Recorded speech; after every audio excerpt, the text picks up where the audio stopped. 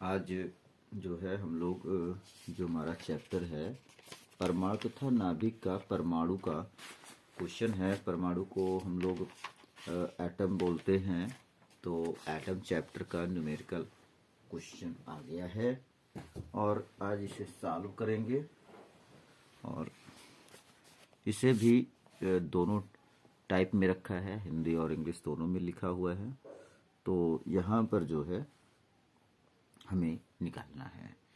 इस तरह से क्वेश्चन मिलते हैं तो कैसे आप कैलकुलेट करेंगे और किस तरह से इसे सॉल्व करेंगे।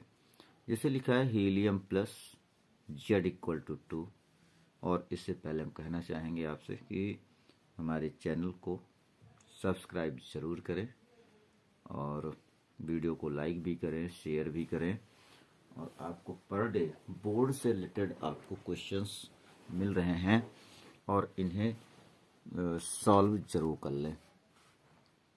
जैसे लिखा है हीलियम प्लस जेड बराबर 2 के प्रथम उत्तेजित अवस्था की ऊर्जा की गणना कीजिए।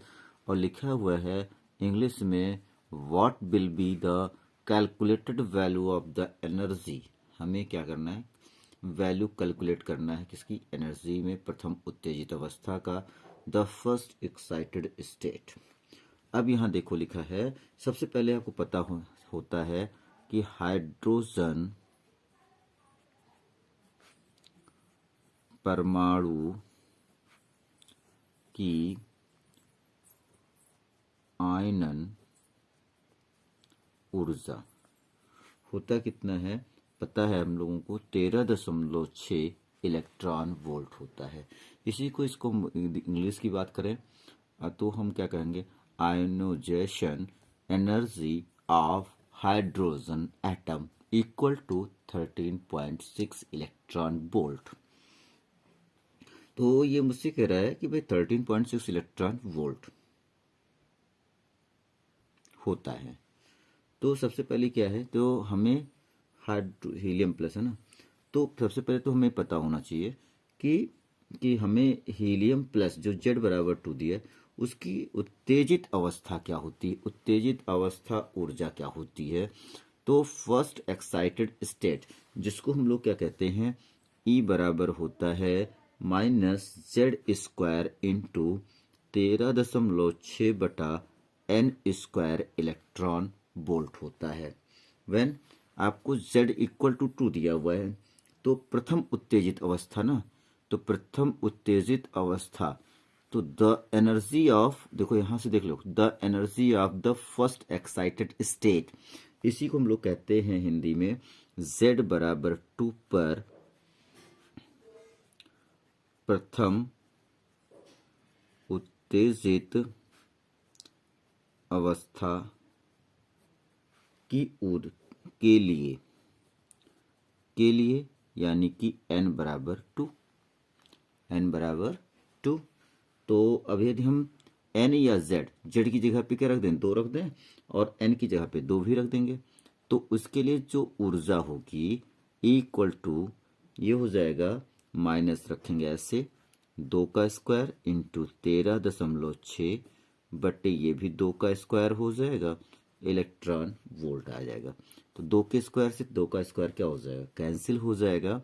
तो इसकी जो एनर्जी आएगी, फर्स्ट एक्साइटेड स्टेट की जो एनर्जी आ रही है यानी प्रथम उत्तेजित अवस्था की जो ऊर्जा आ रही है वो आ जाएगी माइनस 13.6 इलेक्ट्रॉन वोल्ट। ये आपका आंसर कैलकुलेट हुआ है। इस तरह से इसको हल करेंगे, ठीक ना।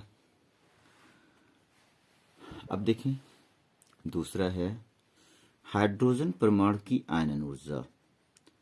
तो अब यह लिखा है हाइड्रोजन परमाणु की आयनन ऊर्जा 13.6 इलेक्ट्रॉन वोल्ट है। तो वही कह रहा है the ionisation energy of the hydrogen atom. तो मतलब ionisation energy of the hydrogen atom is कितना दिया, 13.6। इसी को हिंदी में लिखते हैं हाइड्रोजन परमाणु की आयनन ऊर्जा हमें दिया है 13.6 इलेक्ट्रॉन वोल्ट दिया है। तो कह रहा है हीलियम परमाणु की आयनन ऊर्जा कितनी होगी। तो क्या निकालना है, what will be the ionisation energy of helium atom. तो सीधे सीधे क्या लिखेंगे, हीलियम परमाणु की आयनन ऊर्जा, तो इसी को इंग्लिश में कहते हैं ionisation energy of helium atom. बस इतना लिखना है, ये आपको याद रहना चाहिए इंग्लिश में। तो होगा क्या, इन्फिनिटी माइनस ई वन। ठीक है, तो भाई ई इन्फिनिटी का मतलब हो गया 0 माइनस ई वन का मतलब हुआ कि आपको पता है कि Z square minus 13.6 electron volt upon n की वैल्यू 1 का स्क्वायर। तो भाई माइनस और ये माइनस क्या हो जाएगा, ये माइनस और ये माइनस, ये वाला प्लस हो जाएगा। तो भाई ये आ जाएगा जेड स्क्वायर, ठीक है, गुणे 13.6 इलेक्ट्रॉन वोल्ट। तो जहां पर हमें हाइड्रोजन परमाणु कह रहा है, और हाइड्रोजन परमाणु से किस में कह रहा है, हीलियम परमाणु में कह रहा है। हीलियम परमाणु में जेड का मान क्या रखा जाएगा, 2 रखा जाएगा। तो यहां लिखेंगे जेड बराबर, क्या लिखोगे भाई, जेड बराबर, हीलियम परमाणु का हीलियम का परमाणु क्रमांक क्या होता है, 2 होता है। तो जेड बराबर 2, तो जेड बराबर 2 पर हीलियम परमाणु की आयनन ऊर्जा, तो ionisation energy of helium atom equal to Z की वैल्यू क्या रखोगे, 2 रखोगे। तो 2 का स्क्वायर इंटू 13.6 इलेक्ट्रॉन वोल्ट, 2 का स्क्वायर 4 गुणे 13.6 इलेक्ट्रॉन वोल्ट। तो भाई 4 छंग 24, 2 4 तियां 12, 2 14, और 4 एक कम 4 एक 5, तो कितना आ जाएगा 54.4 इलेक्ट्रॉन वोल्ट होगा। मतलब हाइड्रोजन परमाणु की आयनन ऊर्जा 13.6 इलेक्ट्रॉन वोल्ट है। तो हीलियम परमाणु की आयनन ऊर्जा के लिए फॉर्मूला अनंत से लेकर पहली ऊर्जा तक आएंगे।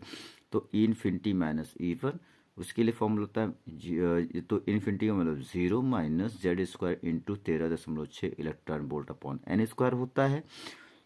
तो एन की वैल्यू 1 है, तो 1 रखेंगे, माइनस माइनस प्लस हो जाएगा, Z square into 13.6 electron volt. तो किस पे गिरा था, जेड बराबर 2, यानी कि हीलियम परमाणु की आयनन ऊर्जा, ionisation energy of helium atom equal to Z की वैल्यू 2 रखेंगे, तो 2 का स्क्वायर 13.6 इलेक्ट्रॉन वोल्ट, ये तो आपके सामने है ही है, जेड की जगह पे 2 रखा है।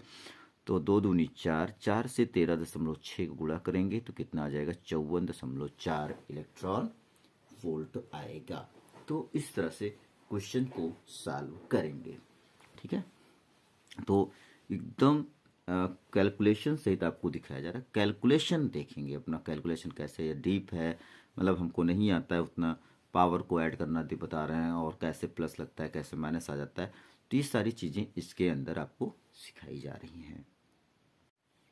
फिर आज क्वेश्चन परमाणु का ही है, एक प्रूफ करने के लिए आया है कि आपको इसे सॉल्व करना है। लिखा है कि एक अल्फा कण वी वोल्ट के विभवांतर से गुजरकर एक नाभिक परमाणु क्रमांक जेड से टकराता है। ठीक है ना, यदि कण की नाभिक के निकटतम पहुंचने की दूरी आर नॉट हो तो सिद्ध कीजिए कि आर नॉट इक्वल टू 14.4 गुणे जेड बटा वी एंगस्ट्रॉम होगी। यदि इसी को इंग्लिश में कन्वर्ट करें तो an alpha particle passing through a potential difference of V volts collides with a nucleus with atomic number Z. If A is the distance of closest approach of the particle to the nucleus, then prove that R not equal to 14.4 into Z upon angstrom.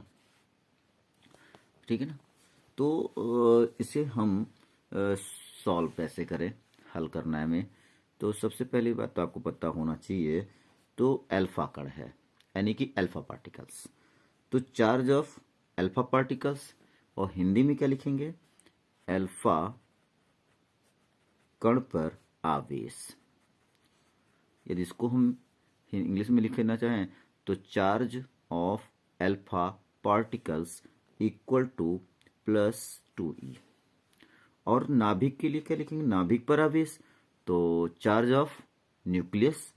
तो नाभिक पर हम हिंदी में लिख रहे हैं और English में बोल रहे हैं, आप चाहे तो जो इंग्लिश मीडियम वाले हैं लिख सकते हैं। नाभिक पर आवेश हमारा क्या हो जाएगा, +ZE। तो इसको कहते हैं charge of nucleus, charge on nucleus, charge on alpha particles. अब ये क्या कह रहा है कि यदि कण के निकटतम पहुंचने की दूरी क्या है, r0 है। तो सबसे पहले तो हमारा जो यहाँ पर अर्जित ऊर्जा है अल्फा, मतलब बी पोटेंशियल के द्वारा, जो हमारा अल्फा कण होता है, अल्फा पार्टिकल्स होता है, जो उसमें एनर्जी अब्जॉर्ब होती है, उसके लिए फॉर्मूला होता है K = QV। ठीक है ना। तो वेयर किसके लिए, अल्फा पार्टिकल्स के लिए, तो ये हो जाएगा +2eV हो जाएगा। और यदि यही क्या कह रहा है कि यदि नाभिक के निकटतम, यदि कण की नाभिक के निकटतम पहुंचने की दूरी r0 है, तो सबसे पहले r0 है, तो इसका मतलब ये होगा, मैं क्या कह रहा है कि भाई जो है ये कह रहा है कि closest approach, if is the distance of closest approach of the particles. तो हम जानते क्या है भाई, तो k बराबर होता है 1/4 पाई नॉट एप्सिलॉन इनटू क्या होगा भाई, Q1 Q2 होगा, पहला चार्ज दूसरा चार्ज। तो भाई आप चाहे तो इसको लिख लें 2e इंटू ZE अपॉन क्या हो जाएगा, डिस्टेंस क्या है, r0 की है। अब हमें वेयर k इक्वल टू में क्या मिल रहा है, k इक्वल टू में क्या दिया है, 2eV, या इस लिख सकते हैं v इंटू 2e, ये भी लिख सकते हैं ना, v क्योंकि वैल्यू 2e है तो v इंटू 2e लिख सकते हैं। अब यहाँ देखिए 1/4 pi not epsilon into ZE into 2e upon r0। तो भाई यहाँ से हम यदि v इसको r0 को इधर कर लें, तो ये दोनों पोर्शन ये यहाँ पे आएगा, तो ये इसके बटे में आ जाएगा, बाई में आ जाएगा। तो r0 इक्वल टू क्या किया भाई, 1/4 pi not epsilon into ZE into 2e वैसे रहेगा, r0 क्रॉस कर दिया तो ये r0 यहाँ पर, तो ये दोनों यहाँ पर आ जाएगा, v इंटू 2e। अब देखिए 2e से 2e कैंसिल हो जाएगा, then r0 equal to 1/4 pi not epsilon into ZE upon क्या आ जाएगा, v। ठीक है ना। तो यहाँ पर आपका आ गया ये, तो e की वैल्यू हम क्या रख दें, 1.6 इंटू 10⁹ और 1/4 पाई नॉट एप्सिलॉन की वैल्यू होती है 9 × 10⁹। तो r0 1/4 पाई नॉट एप्सिलॉन की वैल्यू कितनी होती है, 9 × 10⁹ इंटू z इंटू ई की वैल्यू होती है 1.6 × 10⁻19 कूलम, बटे में क्या आ जाएगा, v आ जाएगा। तो यदि इसको -19 में 9 जोड़ लोगे, तो भाई -19 में 9 जोड़ोगे तो -10 आएगा। तो r0 और 16 9 ही है 144 होता है, तो यानी कि 14.4 आ गया, गुणे 10⁻−10 आ गया, इंटू z अपॉन v। तो इसको हम इस तरह लिख सकते हैं, r0 14.4 z upon v into 10⁻−10 metre, लिख सकते हैं इसको इस तरह से। और आप जानते हो कि एक एंगस्ट्रॉम में 10⁻−10 मीटर होता है, यानी इस 10⁻−10 मीटर को लिख सकते हैं एक एंगस्ट्रॉम। तो भाई r0 equal to 14.4 z upon v into 1 angstrom, एक से गुणा करो वही आएगा। तो r इक्वल टू आ गया 14.4 z अपॉन v एंगस्ट्रॉम। और आपको यही सिद्ध करना था कि जो इसकी निकटतम दूरी है वो कितनी होती है, 14.4 z अपॉन v एंगस्ट्रॉम। ये आप क्वेश्चन में देख सकते हैं, ये हमने प्रूफ करके दिखाया। r equal to 14.4 into Z upon v, यानी r0 की value 14.4 z upon v angstrom होती है। तो सबसे पहले क्या है कि जो चीज़ निकालना है उसको तो पहले ध्यान में दे लें कि हमें क्या गिवन है, क्या दिया गया है, तभी हम किस चीज़ को निकाल सकते हैं। ठीक है ना। तो ये questions that is very very important, कई सालों पूछा गया है और इम्पॉर्टेंट भी है ये क्वेश्चन आपके लिए। देख लें, क्वेश्चन बहुत ही इम्पॉर्टेंट है। थोड़ा सा ध्यान दिएगा, जैसे हमने अल्फा कार्ड पर आवेश लिखा है तो charge on alpha particles, and नाभिक पर आवेश लिखा है तो चार्ज ऑन न्यूक्लियस कर लेंगे उसे इंग्लिश में। ओके।